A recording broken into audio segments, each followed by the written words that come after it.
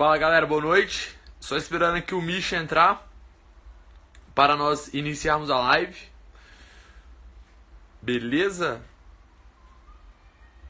Mari tá aí nos acompanhando. Sampaio entrando.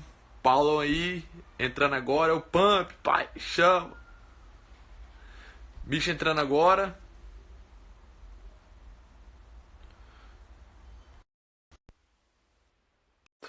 Fala Messi Ventura. Fala Viniceira, beleza? Fala Fabi. Ó, ó o homem aí. Chegamos! Chegamos. Galera, então, primeiramente, boa noite. Gostaríamos de agradecer a presença de todos aqui em mais uma live. O Coach Misha, beleza? Só relembrando, o Ogre Education, que é um projeto que nós idealizamos, que são 4 módulos, 4 finais de semana e em 4 cidades, ok? Curitiba está com vagas esgotadas, Rio de Janeiro, Fortaleza e Belo Horizonte. Salvo engano, ainda restam mais ou menos 5 vagas em cada estado, ok? Lembrando que os módulos acontecem em suas respectivas cidades. Então são 4 módulos nas respectivas cidades, não são cidades diferentes, ok? Qualquer dúvida que vocês tiverem, podem mandar aí pra gente. E que nós vamos iniciar agora a nossa live propriamente dita. Fechou? Vai lá, Misha. Mete bala, papai. Beleza, galera? Boa noite. Mais uma vez, é com muita alegria e satisfação que eu estou aqui para falar para vocês um pouquinho do que a gente tem vivido.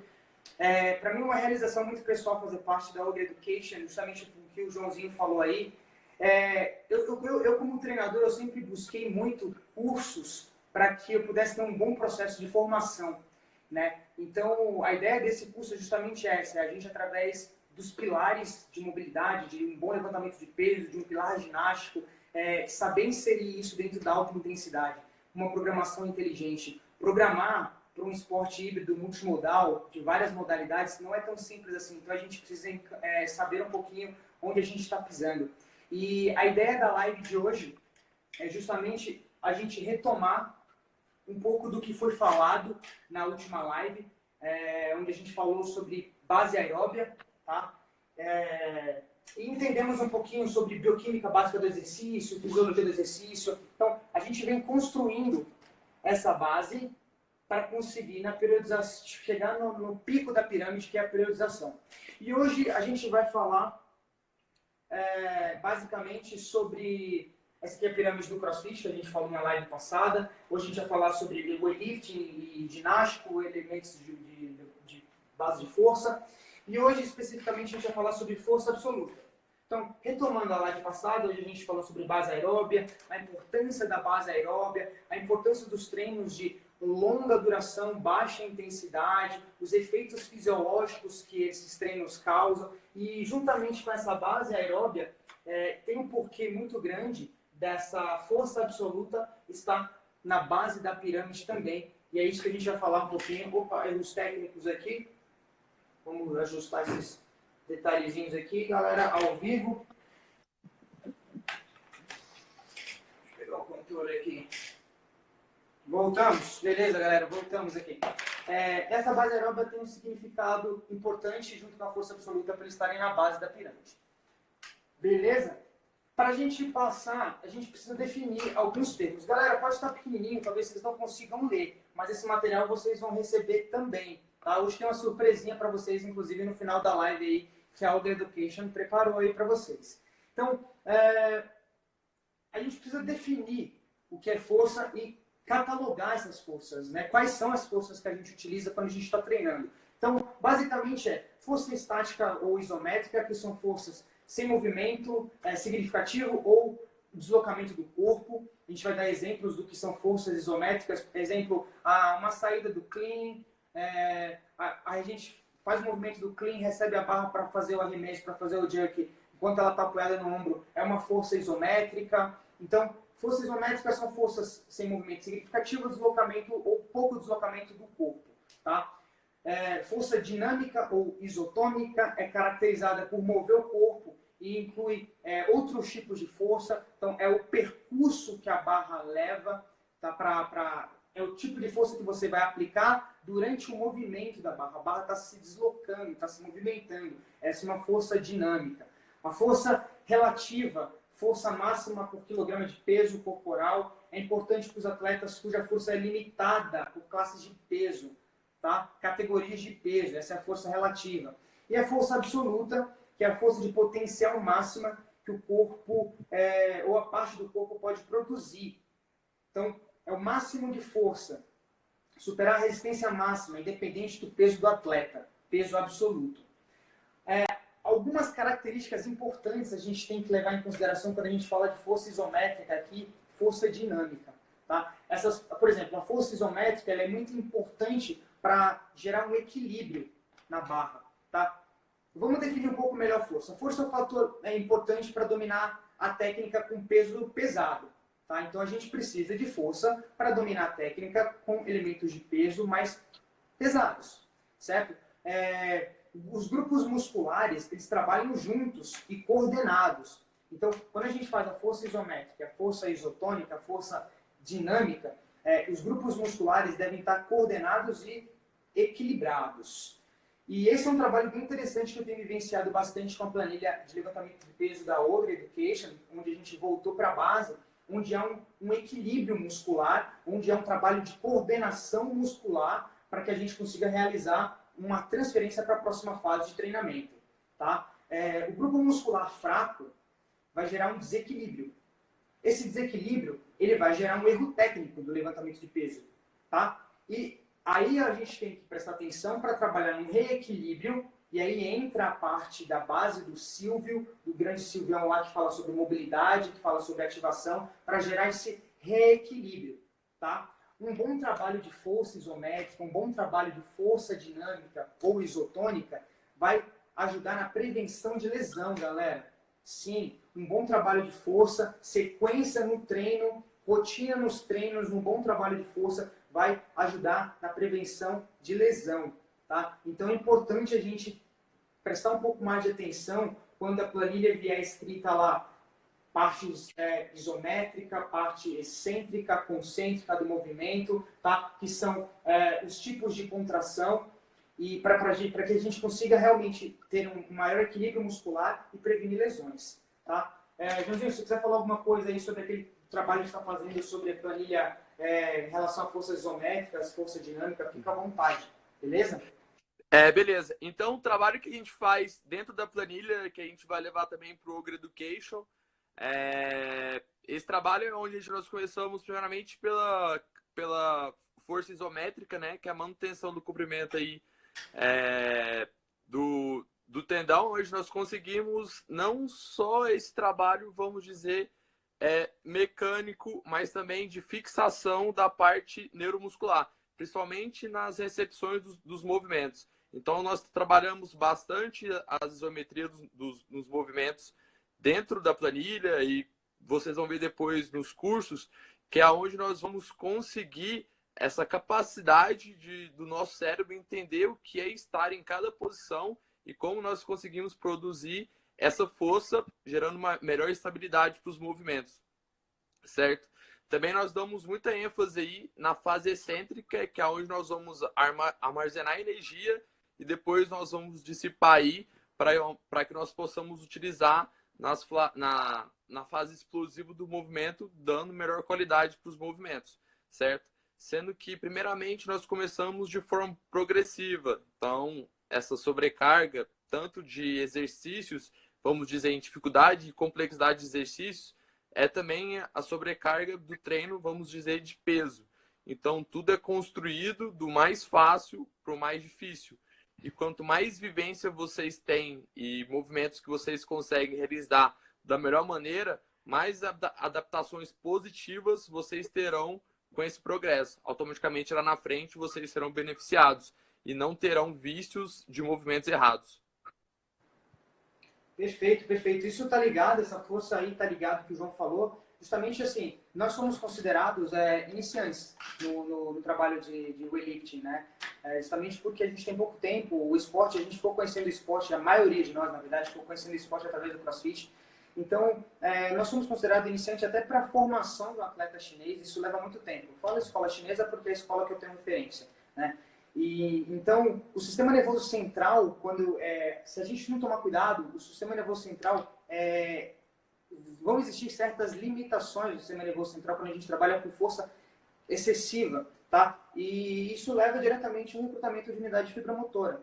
Os iniciantes não estão preparados para essa sobrecarga. Justamente o que o João falou aí, que a gente vai também trabalhar isso no curso para que a gente volte à base e realize um bom trabalho de força no levantamento de peso específico para o nosso esporte na alta intensidade. A nossa ideia é trazer o levantamento de peso para ser aplicado na alta intensidade de uma forma muito segura, tá?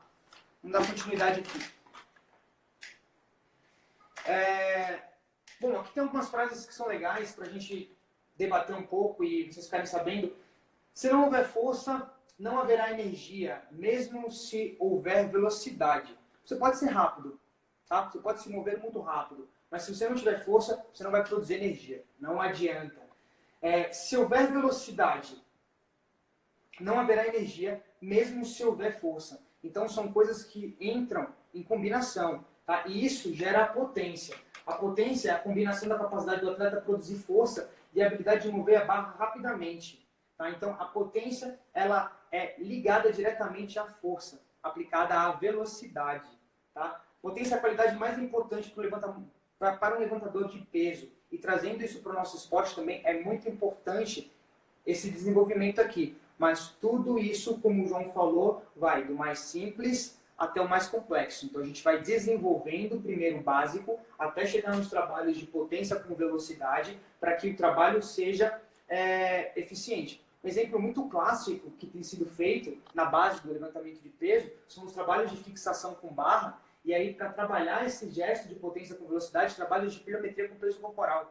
Fantástico. Eu passei um feedback para o João essa semana falando que a velocidade do meu movimento melhorou muito. Mesmo os movimentos de fixação estão muito mais estáveis. Então, um trabalho bem feito vai gerar uma alta intensidade com segurança. E, galera, isso é fantástico. Para gente que gosta da alta intensidade, tá? Lembrando, rapidão, Misha, só para exemplificar da forma que nós estamos trabalhando esse trabalho de pliometria com os alunos, e você também está podendo fazer parte disso. Nós iniciamos o processo pedagógico ensinando primeiro a fase de desaceleração, a frenagem e o pouso, para posteriormente nós entrarmos na pliometria em si, né, que é o ciclo de alongamento e encurtamento. Assim bem como o levantamento de peso. No levantamento de peso nós ensinamos como o aluno tem que receber a barra do método inverso, de cima para baixo, para depois que a gente consiga colocar um movimento, né, que seja potente. Porque se ele não consegue entender o que é frear o movimento, vamos dizer, desacelerar e receber aquela sobrecarga que ele aplicou, lei da ação e reação, não tem como produzir potência, certo? Então, se você não tem uma boa qualidade estrutural do seu corpo, bem estruturada nessa base, né, cinesiológica, onde o centramento articular começa lá no seu pé, você não vai ter uma boa capacidade aí de gerar potência, certo? Então, Perfeito. O Misha vai falar sobre eficiência neuromuscular e a gente entra mais tarde com isso. Vamos falar. E aí, voltando lá na pirâmide, ó, galera, é base, tá? Antes de desenvolver potência, antes de desenvolver CP back e endurance, isso aqui são temas de outra live, é base. Então, base para tudo. Base aeróbia e força, beleza? Vamos dar sequência aqui. Definimos então o que é força, falamos do tipo de força, explicamos um pouquinho sobre potência. Aqui tem uma frase do Chris Piller que eu gosto bastante. Para quem não conhece, o Chris Piller é um atleta master já do CrossFit. E eu gosto dele porque ele é magrinho e pequeno. E, bom, eu sou magrinho e pequeno. E eu gosto dele porque ele fala: se você não pode levantar peso, você não pode jogar o jogo. É uma frase que ele utiliza. E realmente, se a gente não for forte, não tem como jogar o jogo. E isso a gente pôde ver justamente nos dois primeiros workouts do Open aí, onde a força ela fez uma diferença tanto no primeiro WOD, resistência de força, como no segundo workout também, onde o atleta tinha que ter uma boa resistência de força e força também, tinha que se recuperar rápido. E a gente vai falar um pouquinho sobre a ligação da força com o sistema de energia mais para frente. Vamos lá, galera. Aqui é uma coisa que eu gosto bastante, que aí começa a entrar já na parte de programação, tá? Isso aqui é um exemplo básico sobre efeito residual. Efeito residual, só para vocês entenderem, é uma definição de Vladimir Surin, tá? A adaptação a longo prazo às cargas de trabalho físicas, elas incluem mudanças apropriadas nos níveis morfológicos e funcionais, muscular, tendão, osso, induzida a muitos anos de treinamento de força. Exemplo, a gente consegue reconhecer um bodybuilding na rua. Isso é um efeito residual, cara que treina musculação e peso há muitos anos, tá? Então, efeito residual é quanto tempo essas substâncias, esses resíduos permanecem no nosso corpo. E olha lá quem dura mais tempo, tá? Nas outras lives a gente vai colocar aqui o resto dos efeitos residuais dos outros sistemas de energia. E olha só, 35 dias aproximadamente, 30 mais 5 dias de resistência aeróbia e força máxima. Isso aqui, galera, se você parar de treinar, totalmente ficar off, você leva mais ou menos esse tempo para você perder resistência aeróbica e para perder força máxima, tá? Então, são os sistemas de energia que levam maior tempo para perda. Então, por isso que elas estão na base da pirâmide. Isso aqui tem que ser bem feito, tá? Por que tem que ser bem feito? Porque uma boa resistência aeróbica, ela vai ajudar no trabalho de força máxima. Como que ela vai ajudar? Mexerica? São treinamentos menos concorrentes. No nosso esporte, o efeito concorrente do treinamento ele é muito intenso, ele é muito grande. Está o tempo inteiro em concorrente. Então, se a gente conseguir minimizar o máximo possível, o ganho é maior, o ganho é mais eficiente. Tá? Então, por isso que a gente coloca na programação resistência aeróbia com trabalho de força máxima. Até para que o trabalho de força aeróbia faça a ressíntese do ATP, da moedinha de energia da força máxima, até para que a resistência aeróbia consiga limpar os metabólitos inflamatórios causados pelo treino de força, beleza? Então, isso ajuda bastante. Efeito residual é uma forma da gente olhar na hora de colocar na programação os nossos treinos de força, tá? E aí, antes de falar de eficiência neuromuscular, eu peguei da definição do livro da China, muito legal, e eu lembrei justamente de um fato que aconteceu lá. E o fato, galera, é interessante esse fato pelo seguinte: o atleta chinês estava treinando, isso no camp de inverno, com o campeão mundial, e o campeão mundial estava com um cronômetro na mão, marcando o tempo de cada repetição que ele estava fazendo. Ele fez uma repetição e marcou o tempo, e esse tempo, ele avisou o tempo que o atleta tinha que voltar para a barra. Beleza, passou aquilo, e aí eu fiquei pensando sobre aquilo, depois estudando em casa, aí me veio esse estalo depois de um tempo. Falei, pô, ele estava treinando o sistema de energia de creatina fosfato.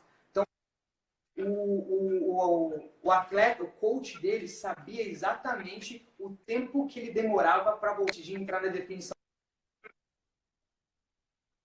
de eficiência neuromuscular, que até lá na China, eles fazem isso, até lá na China, eles fazem isso porque eles são atletas profissionais, claro, e o coach lá, ele vai identificar se o atleta ele é mais forte, se o atleta ele é mais resistente à força, e vai direcionar os treinos para isso. Porque não adianta nada o atleta ser muito forte, mas ele não conseguir resistir aos treinos com um volume maior. Ele vai cansar mais rápido e não vai ser eficiente. E existem fases de treinamento onde o volume é maior, então ele precisa ter resistência de força sim. Tá? Então o coach lá identifica isso. Como que ele identifica isso, Mexerica? Através de anotação no caderno, todo mundo faz anotação, eles fazem teste de eficiência neuromuscular lá também. É muito legal identificar para conseguir direcionar os treinos de forma individualizada lá.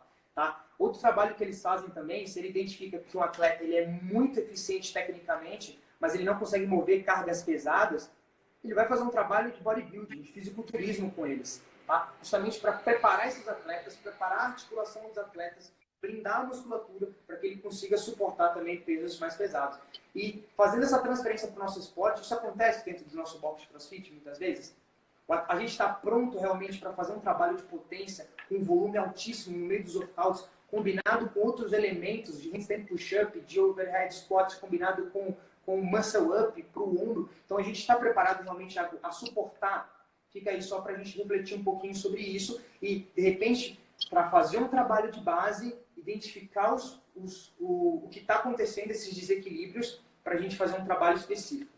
Que é o próximo passo aqui, onde a gente vai falar sobre os testes de eficiência neuromuscular. Rapidão, Misha.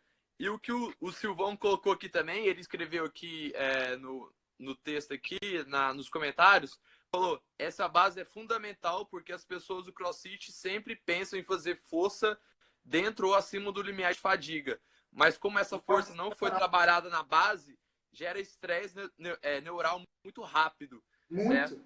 Então, Mestre Silvio colaborando com a gente. Então, galera, base é tudo. Só explicando como é que funciona um pouco dessa base lá na China, um atleta demora aí de 0 a 4, 5 anos para sair do estágio iniciante para o intermediário, certo?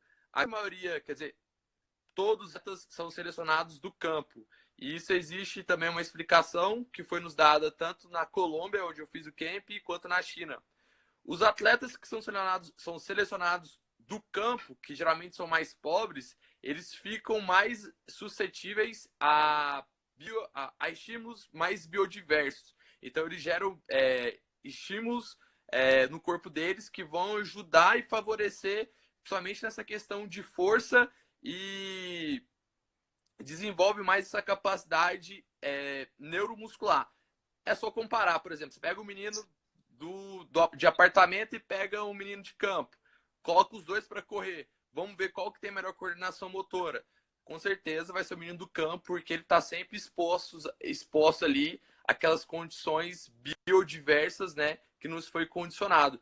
Então, esse processo é feito assim lá na China e, além disso, eles fazem testes físicos e genéticos, né, com a criança para que ela possa ser direcionada para o esporte que o corpo dela, vamos dizer, tem melhores características. E dentro daquilo, o processo básico, que demora aí de 0 a 5 anos, ela passa por mais de 100, salvo engano, mais de 140 exercícios, certo? Antes de entrar para os movimentos clássicos. Então, elas adquirem uma condição neuromuscular e desenvolvem isso com movimentos bastante variados, porque isso vai fazer diferença lá na frente. Quanto mais essa criança desenvolver esse fator neuromuscular, mais neural, né, do sistema nervoso, mais isso vai possibilitar a frequência de ativação de unidades motoras para que você consiga utilizar isso de forma sistemática e eficiente no seu movimento lá na frente, certo? Então, é necessária essa maturação, que você tenha vivência em muitos movimentos, que você tenha essa vivência também, como a gente estava lá, eu e Misha, utiliza muito a base de atletismo e ginástica quando pequeno, porque esse controle corporal e desenvolvimento dessas capacidades motoras vão influenciar diretamente lá na frente no ensino, na aprendizagem do movimento mais complexo. Então, essa construção de 0 a 5 anos aí, ela é mais neural e motora e tem essa base estrutural, principalmente de base aeróbia, né, que se mantém para que, pensando lá na frente, para que isso já esteja estabelecido quando ele tiver mais de 8 anos de treino, que ele aguente a porrada aí o dia inteiro nos treinos de levantamento de peso. Perfeito, perfeito. E, galera, e a nossa função justamente com a Ogre Education é trazer para vocês ferramentas aplicáveis. Como que a gente vai conseguir mostrar para vocês, através de todas essas vivências que a gente teve, nos camps internacionais, mostrar para vocês que dá para ser feito um bom trabalho dentro do box de CrossFit, com nossos alunos individuais, com os nossos alunos em grupo, para que eles realmente evoluam, para que eles realmente se tornem indivíduos treinados e não apenas indivíduos cansados, que a gente machuca os nossos clientes. Então dá para fazer um bom trabalho sim, dá para fazer uma coisa muito legal. É só parar um pouquinho para pensar no que a gente está fazendo. Tá? Por que a gente testa a eficiência neuromuscular? Eficiência neuromuscular é a capacidade do atleta de recrutar as motoras, como o Joãozinho mesmo falou. Por que a gente faz esse teste? A gente faz o teste para identificar se o nosso atleta é mais forte ou mais resistente à força. Tá? Como identificar? Como que a gente faz um teste? Então eu coloquei um exemplo aqui, tá, de como a gente pode identificar esse teste de eficiência neuromuscular. Vocês vão fazer um RM de back squat, vão descansar uma média de 8 a 10 minutos, ou realizar isso no outro dia. E aí, após esse descanso, vocês vão fazer um AMRAP de 1 minuto, com o máximo de repetições possível, com uma carga submáxima, com uma carga de 85% do back squat, tá? Sem soltar a barra. Eu quero a maior quantidade de movimentos possível que vocês conseguem realizar, até a falha. Com isso, a gente vai identificar se o atleta ele é high NME, se ele é moderado ou se ele é low NME, tá? E aí tem a quantidade de repetições aqui. Um atleta de CrossFit, normalmente, principalmente nessa fase do ano, onde está todo mundo fazendo o Open, eu tenho vivenciado isso praticamente com a galera que começaram os testes agora, o resultado vai dar praticamente low NME, tá? Justamente pela característica da fase de treinamento, por fazer a maior quantidade de repetições possível com cargas mais baixas, tá? E a maioria dos meus atletas que fizeram os testes agora deram low NME. Mas é um teste legal para ser feito. Michi, só back squat? Não, vocês podem fazer back squat, vocês podem fazer de front squat, vocês podem fazer de bench press, vocês podem fazer de strict press, vocês podem fazer de pull-up. E aí vocês avaliam depois se há um desequilíbrio, por exemplo, no back squat, se há um desequilíbrio, pô, minha puxada não é tão boa igual a minha empurrar, eu empurro melhor do que eu puxo. Tá? Então, vocês conseguem com isso identificar e começar a prescrever. Então, esse teste serve para identificar se o atleta ele é mais resistente ou mais forte. A capacidade do atleta de recrutar essas unidades motoras. Tá? Então, vocês vão receber esse material. Nesse material tem uns exemplos para a gente brincar aí. Uhum. E essa é uma... Misha, aí em cima desse teste, nós temos uma primeira avaliação, né, de movimento. Só que nós também nós precisamos pensar nos movimentos mais complexos. Isso vai servir para começarmos a definir característica do atleta para trabalhar em cima, certo? Sensacional, é isso aí. E muito dos dados que às vezes a galera fica meio bitolada, que é achar que tudo vai ser sempre a mesma coisa, né? Por exemplo, se eu fiz tantas repetições de agachamento, isso vai influenciar no meu snatch ou outra coisa, né? Diferente. Não, isso depende muito também do movimento que você vai fazer, esse recrutamento das unidades motoras, né? Que nos movimentos balísticos estão mais intimamente ligados ao tipo 2, que é de contração rápida, né? Sim.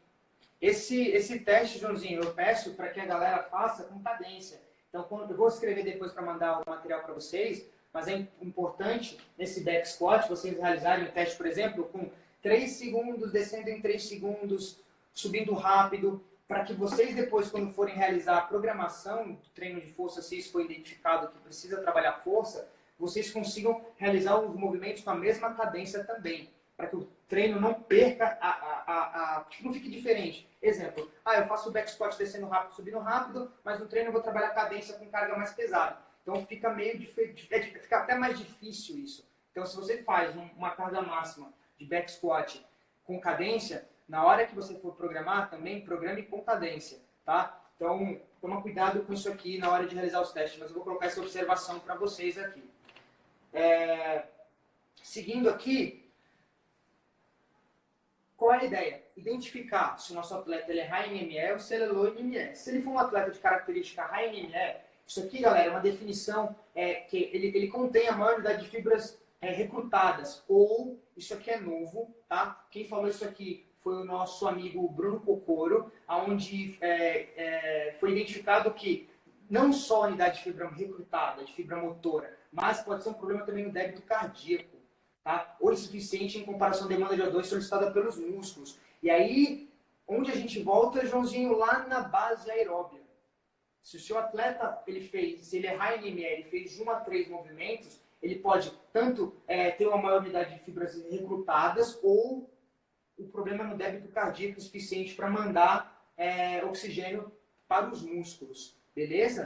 Como que a gente prescreve de acordo com isso? Então vocês viram como realizar os testes e agora vocês estão vendo como fazer para melhorar isso, como prescrever para isso. Então a ideia são vocês melhorarem a qualidade aeróbia das fibras de contração rápida, tá? Aumentar a oxidação do lactato nas fibras de contração lenta.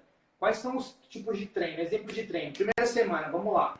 8 segundos máximo de repetições, tá? Então a gente vai fazer 60 segundos de descanso. Então eu vou lá pegar meu atleta de powerlifter lá, que começou a treinar crossfit, o cara fez 3 repetições ali, 2 repetições, eu preciso fazer com que ele aumente a oxidação de lactato nas fibras de contração lenta. Então eu vou trabalhar com ele 8 segundos de máximo de movimento. O treino vai ser encerrado quando o atleta não conseguir manter a quantidade de repetições dentro desses 8 segundos. E aí, se ele pôr a próxima semana, dando isso até ele conseguir melhorar. É um exemplo, tá? Outro exemplo também, treino contínuo de alta intensidade, aumento do desempenho das fibras de contração rápida, sem fadigar. Lembrando que, se fadigar, acabou o treino. Como o Silvão falou aí, fadigou, sistema nervoso central acabou, não consegue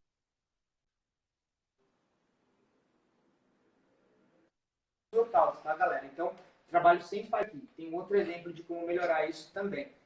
Detalhe, tem que tomar cuidado com quem vai aplicar isso. Se é iniciante, se é avançado, vocês vão detectar para fazer essa aplicação aqui. Agachamento livre, eu indico para qualquer nível, iniciante, intermediário, avançado, tá? E vai brincando com isso, para que ele consiga manter um padrão com peso corporal. Lembrando, né, Mish? Lembrando que, no caso, atletas, né, de powerlifting, de weightlifting, tem maior eficiência neuromuscular, devidamente ao esporte, né, e que praticam, né, que vão modulando ali melhor as fibras de acordo com o esporte que praticam. Lembrando que também homens têm maior eficiência neuromuscular por causa da testosterona, né, Isso é muito legal. em relação às mulheres. Então, esses fatores aí, a gente leva em conta, né? Porque às vezes a gente vê uma mulher que às vezes faz esforço, só que chega para realizar esse teste depois de um RM, passa de várias repetições. É porque ela não tem essa capacidade de ir no máximo, né? Enquanto o homem, por causa da testosterona, consegue ir no máximo, e quanto mais você recruta unidades motoras, mais você fadiga rápido. Total, e inclusive os treinos das meninas e dos meninos lá na China eram totalmente diferentes, né? As meninas treinavam com mais tempo, mas enfim, isso é um outro papo também muito legal. Mas a gente fez um teste aqui, a gente não, né? A Fran fez um teste aqui com as alunas dela um dia e praticamente todas deu realmente low NME. Então, elas, uma característica do que o João falou aí.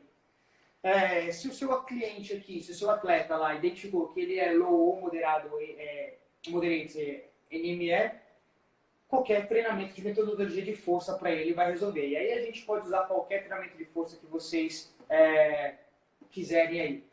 Um exemplo de prescrição que eu acho muito legal para vocês identificarem isso aqui, galera, com treino em grupo. A gente vai falar isso no nosso camp, tá? Mas, de repente, muda um pouquinho a cabeça de vocês aí na hora de programar em grupo. Vamos supor que vocês fizessem esse teste aí com o aluno intermediário, com o aluno avançado de vocês, lá no box de vocês, e aí vocês identificaram aqui que a turma, uns foram low NME, outros high NME. E aí, como a gente fazer para prescrever para tanta gente, Michi, se o grupo teve tantas características diferentes?